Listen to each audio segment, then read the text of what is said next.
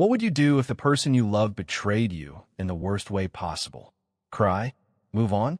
Well, I chose revenge. And let me tell you, it was a wild ride that ended in ways I never could have imagined.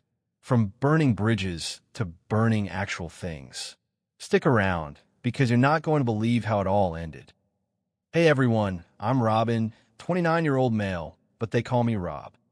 It all started with a breakup, one that shattered me in ways I didn't think were possible.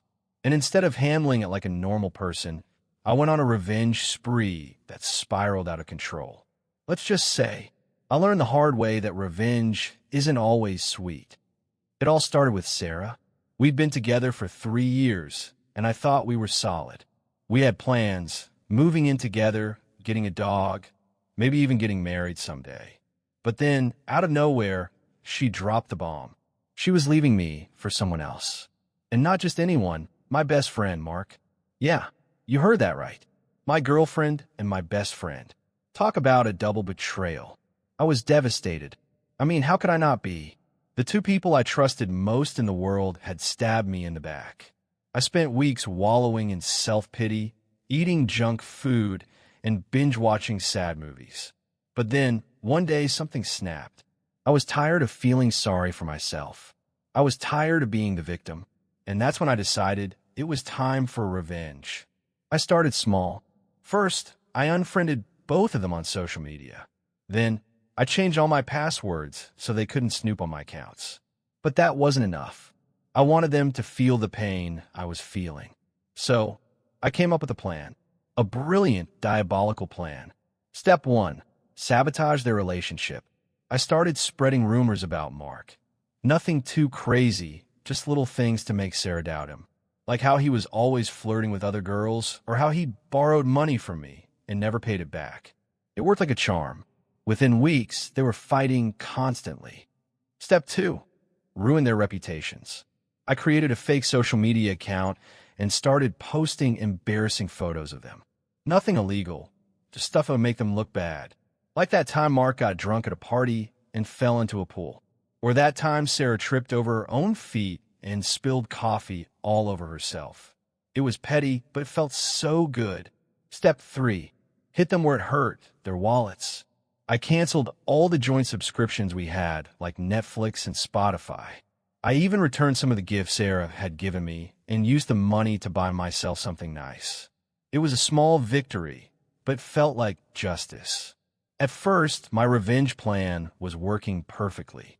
Sarah and Mark were fighting, their reputations were taking a hit, and I was starting to feel like myself again. But then, things started to spiral out of control. One night, I was out with some friends, and we ran into Sarah and Mark at a bar. They were arguing, and I couldn't resist rubbing salt in the wound. I made a snarky comment about how they deserved each other, and Mark lost it. He started yelling at me, calling me a loser and a coward. And that's when I snapped. I threw a drink in his face. It was supposed to be a dramatic, movie-style moment, but it just made everything worse. Mark lunged at me, and we ended up in a full-blown fist fight. It was messy, it was embarrassing, and it ended with both of us getting kicked out of the bar. After that, things got even crazier. Sarah started texting me, begging me to stop. She said I was ruining her life, and she didn't know what to do.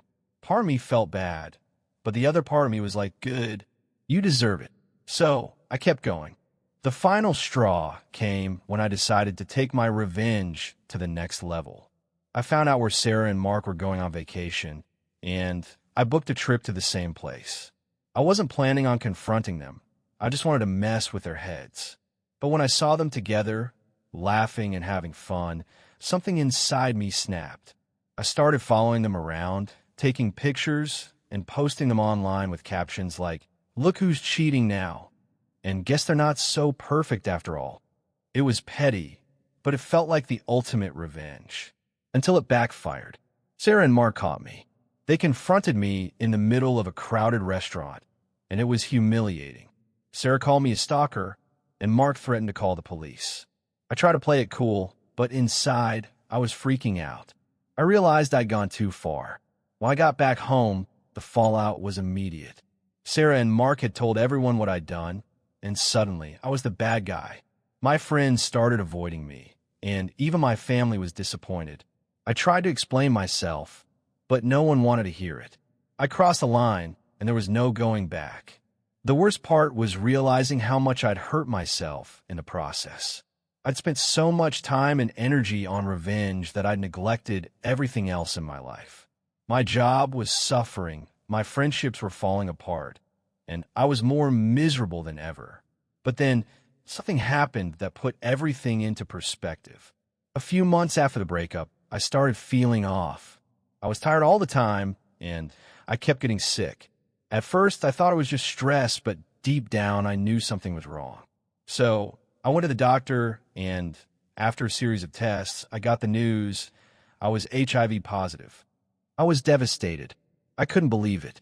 I'd been so reckless after the breakup, trying to numb the pain with one-night stands and bad decisions. And now, I was paying the price. I felt like my life was over.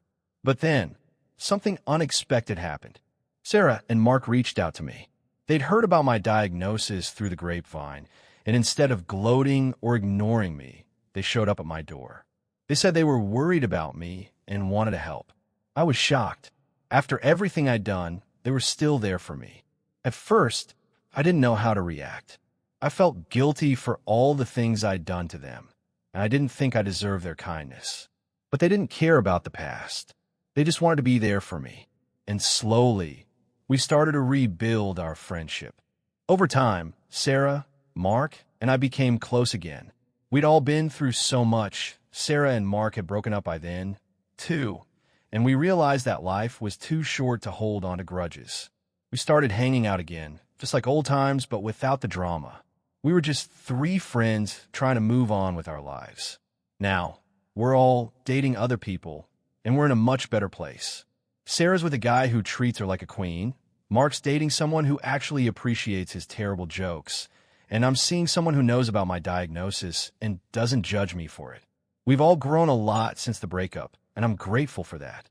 Looking back, I realize how stupid I was for going on that revenge spree.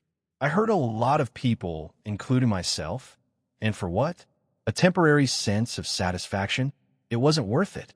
But I'm glad things turned out the way they did. I learned a lot about forgiveness, second chances, and the importance of letting go. So that's my story. I know it's messy, it's emotional, and it's full of lessons.